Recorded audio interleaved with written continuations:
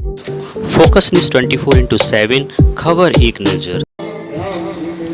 हिंदू एकता संगठन ट्रस्ट द्वारा चल रही श्रीमद् भागवत कथा के प्रथम दिन में कथा व्यास पंडित विशाल कृष्ण शास्त्री ने कहा कि हमें आज के कलयुग में अगर मुक्ति चाहिए है तो हमें अपने मन को सबसे पहले निर्मल और शुद्ध बनाना होगा। वहीं उदाहरण देते हुए उन्होंने कहा कि अगर मुक्ति मिलनी है तो सबसे पहले सिंह को क्यों नहीं मिली, क्योंकि वह बलशाली था, जंगल में रहता था, जंगल का राजा था। गौकुंड की महाराज के पुत्र के विषय पर चर्चा करते हुए कहा, अगर पुत्र अच्छा नहीं है तो वह घर को भी नरक जैसा बना देता है। इसलिए आज हमें सर्वप्रथम सत्संग पर ध्यान देना होगा। सत्संग अकेले नहीं बल्कि अपने बच्चों के साथ बैठकर ध्यान से श्रवण करें। आगे उन्होंने कहा कि अगर गंगा में रहने से मुक्ति मिलती तो सबसे पहले मगरमच्छ को मिल जाती। वहीं महाराज ने चर्चा करते हुए कहा कि कहा जाता है एक लोटा जल सब समस्याओं का हल। अगर यही अकेला पर्याप्त होता, अगर आपके मन में छल नहीं है तो आप 1000 लोटा जल चढ़ा लो, फिर भी कोई हल नहीं निकलेगा। इसलिए हम सभी श्रद्धालु भक्तगणों से अनुरोध है कि सबसे पहले अपने मन को निर्मल बनाएं।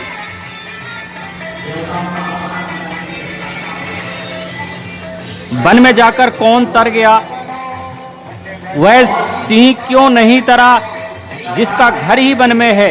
आगे महाराज जी ने धुंधकारी की कथा सुनाते हुए उसके चरित्र का वर्णन कर अपने चरित्र में सुधार लाने को कहा। वहीं पंडित श्री विशाल कृष्ण शास्त्री ने कहा कि इस धरा पर जब जब धर्म बड़ा है तब भगवान किसी न किसी रूप में आकर इस धरती पर अवतार लेते हैं। मन निर्मल है तो गंगा में नहाने से भी मुक्ति प्राप्त हो जाएगी। मन निर्मल नहीं है तो महाराज मगरा क्यों नहीं तरा जिसका गंग में ही था, तो पहले मुक्ति। मन में जाने से कौन कौन उतर गए, मन में जाने से पिताश्री अगर मुक्ति मिलती होती तो महाराज सबसे पहले सिंह को ही मुक्ति मिल गई होती। तो प्यारे भैया भैया,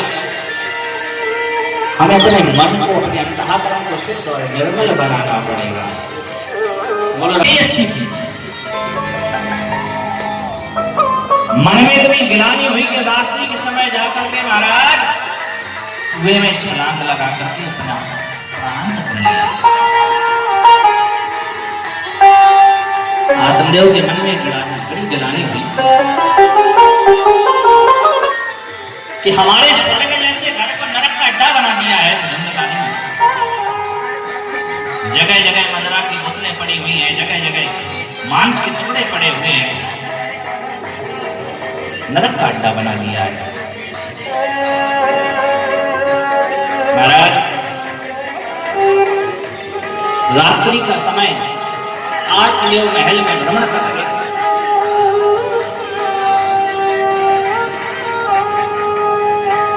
गोकर्ण जी महाराज आत्मदेव को ही भाव से पिताश्री कहकर के बुलाते हैं। जैसे ही गोकर्ण जी ने आत्मदेव को देखा तो कहा कि पिताजी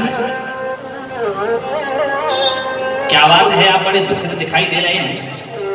आत्मदेव ने कहा बेटा क्या करूं, मेरे स्वर्ग जैसे घर को मेरे पुत्र ने नरक का अड्डा बना दिया है, मैं जाऊं तो कहां जाऊं।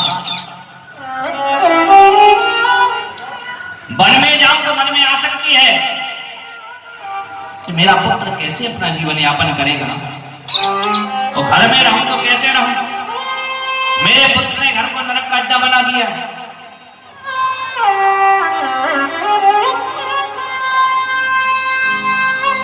गोकर्ण जी महाराज कहते हैं पिताश्री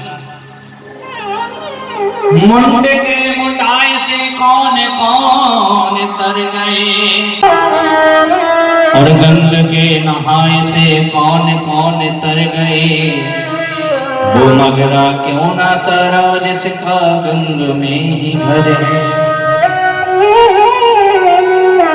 वन में जाए से कौन कौन तर गए, वो सिंह क्यों ना तरा जिसका मन में ही घर है।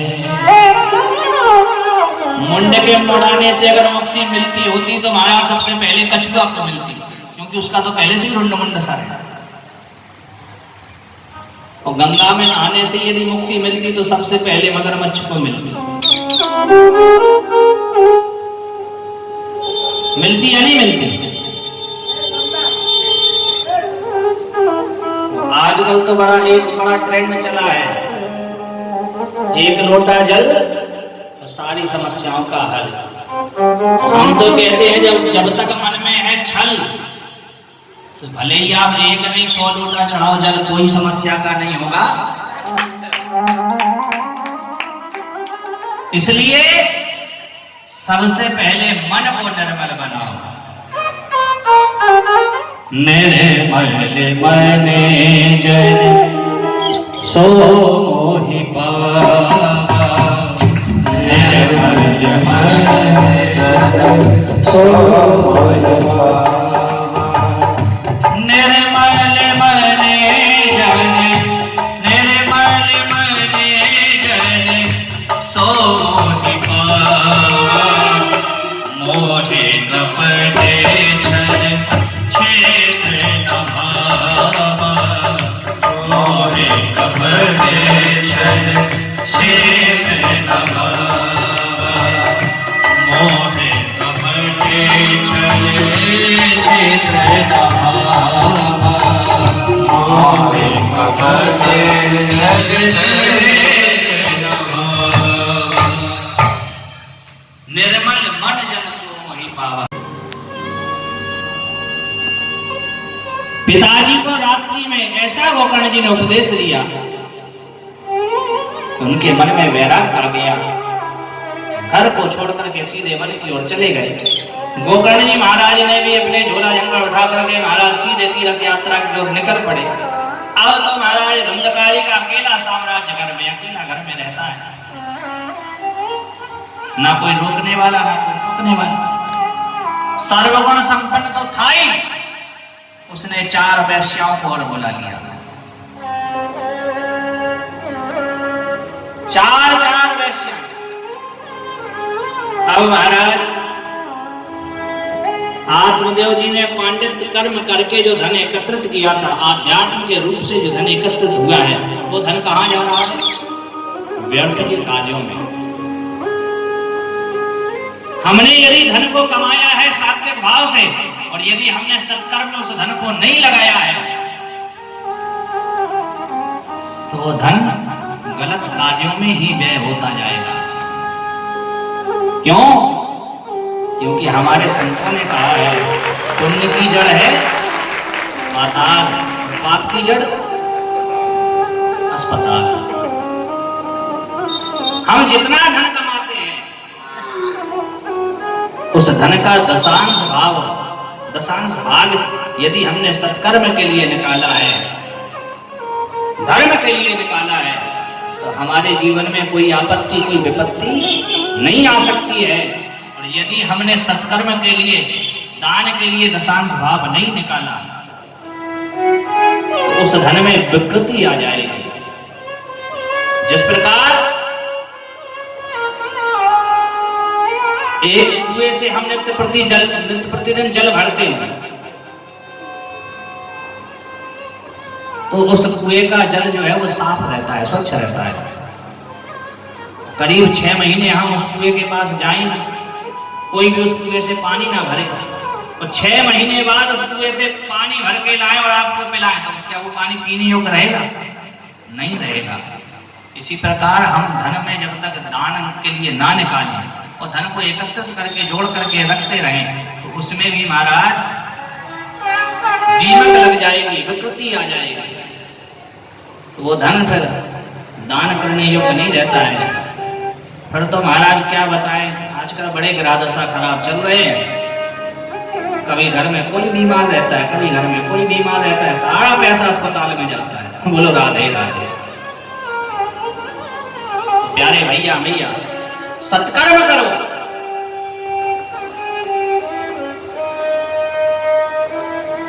ज्यादा से ज्यादा सत्कर्म करो। महाराज धुंधकारी का जब सारा पैसा व्यय हो गया, गड़काएं बोली देखो ये छोटी मोटी दक्षिणा से हम प्रसन्न होने वाले नहीं है, हमें तो और धन लेकर के आओ। तो वही धुंधकारी महाराज डाकू बन गया। अब तो जाता है महाराज लूट करके लेकर के आता है। जैसे ही मार्ग में निकलता काली पट्टी बांध करके लोग कहते हैं अरे धुंधकारी आ गया। ऐसा लोगों के मन में भय आ गया। एक दिन वेश्याओं ने सोचा कि इसके द्वारा हमने बहुत सा धन कमा लिया है और ये राजा की नजर में चढ़ गया है और एक ना एक दिन ये राजा के हाथों पकड़ा जाएगा और इसे सजा मिलेगी और इसके साथ अगर हम भी पकड़े गए तो सजा हमें भी मिलेगी। उन वेश्याओं ने क्या किया, एक दिन धुंधकारी सो रहा था, दो वेश्याओं ने धुंधकारी को चारपाई से हाथ पैर पकड़ करके एक वेश्या जाकर के अग्नि के जलते हुए अंगारे लाई और ला करके महाराज धुंधकारी के मुंह में डाल दिया। जलते हुए अंगारे मुंह में गए, कंठ अवरुद्ध हो गया, तड़प तड़प करके उसका प्राणांत हो गया। तो वही महाराज गड्ढा खोद करके वेश्याएं धुंधकारी को गाड़ करके धन लेकर के वहां से रफू चक्कर हो गए। गांव वालों ने जब आत्मदेव के महल में जाकर के देखा तो वहां जब मिट्टी का ढेर देखा तो हटा करके देखा तो धुंधकारी का सब ले जाकर के उसका अंतिम क्रिया की, अंतिम संस्कार करने के बाद गांव के एक व्यक्ति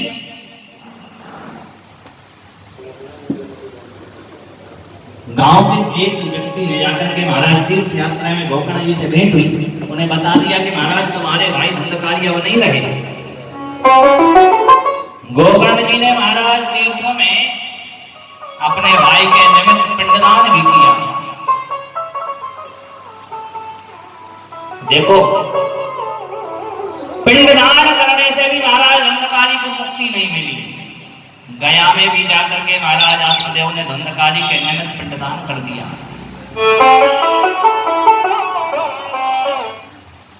गोकर्ण जी तीर्थ यात्रा से लौट करके आए तो जैसे ही उत्तम नगर में प्रवेश किया तो सोचा कि महाराज आत्मदेव का महल है, अपने पिताजी थे, तो महल में कोई रहने वाला है नहीं है, चलो वहीं जाकर के रात्रि विश्राम करते हैं। तो जैसे ही गोकर्ण जी महाराज महल में निवास करने के लिए, विश्राम करने के लिए गए, महाराज जिस समय भोगी भोग करता है उसी समय योगी योग करता है। अर्धरात्रि का समय गोकर्ण जी महाराज समाधि में बैठे। जैसे ही ध्यान लगाया तो ध्यान में महाराज कभी कुत्ते की आवाज आए, कभी भालू की आवाज आए, अनेक अनेक प्रकार की ध्वनियां सुनाई दी। उनका ध्यान भंग हो गया। गोकर्ण जी ने हाथ में जल लिया और जल लेकर के महाराज किंचा छींटा मार करके कहा कि भैया कौन हो तुम, क्यों हमें बार बार परेशान कर रहे हो। तभी सामने एक प्रेत आत्मा हाथ जोड़ करके खड़ी हुई। अहम भ्राता तदियोस्मि धुंधकारी ते नामतः स्वकीयेनैव दोषेण ब्रह्मत्वं नाशितं मया। भैया मैं हूं तुम्हारा भाई धुंधकारी। गोकर्ण जी ने कहा राम राम राम, तुम प्रेत बने पड़े हो। अरे हमें तो तुम्हारी मृत्यु का समाचार गया में मिला, तीर्थों में हमने तुम्हारा पिंडदान किया, गया में जाकर के पिंडदान किया, फिर भी तुम प्रेत बने हो।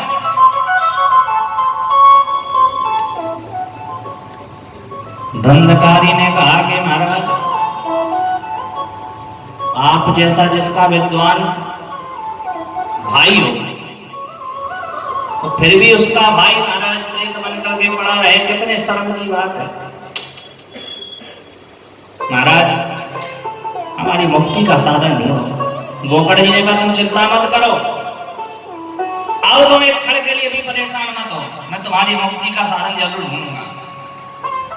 प्रातः काल होते ही महाराज गोकर्ण जी ने एक लोटा जल भगवान भुवन भास्कर सूर्यदेव को जैसे ही कमंडलों से जल अर्पित किया तो तुरंत प्रणाम करके कहा कि हे भुवन भास्कर सूर्यदेव भगवान, हमारे भाई की मुक्ति का साधन बताओ।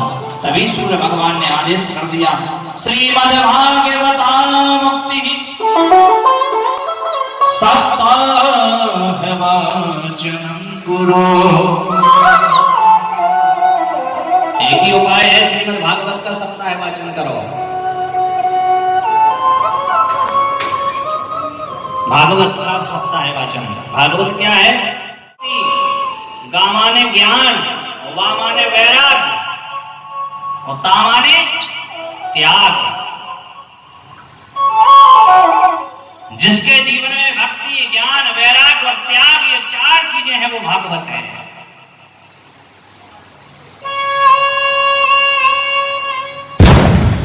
महाराज गांव के लोगों को बताया, बड़ा सुंदर व्यास मंच बनाया। व्यास मंच पर गोकर्ण जी आसक्त हुए और हाथ जोड़ करके प्रार्थना की कि भैया धंधकारी, तुम्हारी मुक्ति के निमित्त ये भागवत की कथा, ये अनुष्ठान चल रहा है, आओ आकर के विराजो। सामने एक आसन लगा दिया। अब महाराज, प्रेत तो हवा के साथ में उड़ जाता है, क्योंकि प्रेत का शरीर तो होता नहीं है जो बैठ जाए, इसलिए पीछे सप्त ग्रंथी बांस का बगीचा लगा हुआ था। उस बांस के बगीचे में एक सप्त ग्रंथी बांस लगा हुआ था। उस बांस की पहली ग्रंथि में आकर के महाराज धंधकारी बैठ गया। पहले दिन की कथा पूर्ण हुई तो बांस की पहली ग्रंथि फट गई। दूसरे दिन की कथा हुई, बांस की दूसरी ग्रंथि फट गई। तीसरे दिन की कथा हुई, तीसरी ग्रंथि फटी। इसी प्रकार सातों दिन की कथा हुई, बांस की सातों ग्रंथियां फट गई। उसमें से वही प्रेत देव रूप में परिवर्तित हो गया। भगवान के नाम से विमान आया। भगवान के दिव्य पार्षद धुंधकारी को ले जाकर के महाराज विमान पर बैठाने लगे। गोकर्ण जी ने तुरंत पूछ दिया, भैया ये क्या हो रहा है? तो भगवान के दिव्य दूतों ने कहा कि महाराज, धुंधकारी की मुक्ति हो गई है। इन्होंने 7 दिन तक भगवान की कथा को बड़े भाव से श्रवण किया है, इसलिए इनकी मुक्ति हो गई है। मुक्ति हो गई है इनकी। अच्छा, इनकी मुक्ति हो गई है? हाँ। महाराज, कथा तो हजारों लोगों ने सुनी है, सबकी मुक्ति होना चाहिए।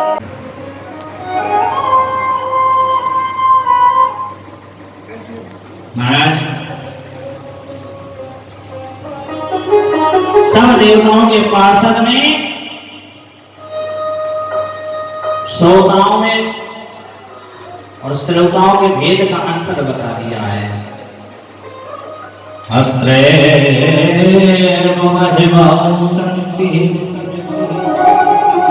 श्रोता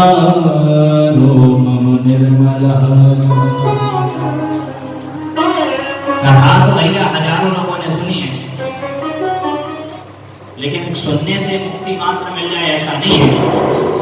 कथा सुनो और सुन करके जीवन में उतारो, क्योंकि कथा के श्रवण भाव से कथा के फल में भेद हो जाता है। कथा के श्रोता 3 प्रकार के होते हैं। कौन कौन? पहला होता है श्रोता, जो कथा को सुन करके हृदय में उतार लेता है, होता है सच्चा श्रोता। दूसरा कौन होता है? सरौता, जो सुपारी काटता है ना। आए तो है कथा में, कथा तो ठीक है, सब बढ़िया है, लेकिन संगीत थोड़ा सही नहीं है। संगीत तो ठीक है, लेकिन महाराज जी चुटकुला नहीं बोलते। ठीक है, महाराज जी चुटकुला थोड़ी बहुत कर देते हैं, लेकिन महाराज गाते कम है। महाराज गाते तो ठीक है, लेकिन कथा में थोड़ा कम ध्यान देते हैं। कथा ठीक है, लेकिन व्यास मंच थोड़ा टेढ़ा लगा है। इस दिशा की जगह उस दिशा कर देते तो ज्यादा बढ़िया रहता, बीच में लगा देते तो बहुत अच्छा लगता। तो 50 गलती कथा में, 50 गलती आयोजकों में, 50 गलती कथा के स्टाफ में उनका पूरा 4 घंटे का समय इसी में निकल जाता है। कहाँ गए? कहूं नहीं, काली आए, कछु नहीं। तो ये जो होते हैं सरौता, आए तो हैं कथा में, बस कथा में उनकी कैंची की तरह जवान चलती रहती है। बोलो राधे राधे। सुपारी काटता है सरौता, ऐसे ही ये सरौता आकर के बैठते हैं। तीसरे वाले ये बहुत अच्छे लगते हैं। जब हमारी बड़े पंडालों में कथा होती है तो इनकी संख्या कुछ ज्यादा देखने को मिलती है। ऐसी जगह ढूंढते हैं जहाँ खंभा लगा हो, जो पिलर लगता है टेंट का, तो ऐसी जगह ढूंढेंगे महाराज बढ़िया टेंट करके खूब मीठी नींद देते हैं। बोलो राधे राधे। आपको बताएं, यही पास में एक गांव है पड़ोली, वहां यज्ञ में हमारी कथा चल रही थी। उस समय जब हम छोटे थे, सन 2005 या 6 की बात है, उस समय हमारा बाल स्वरूप था, कथा करें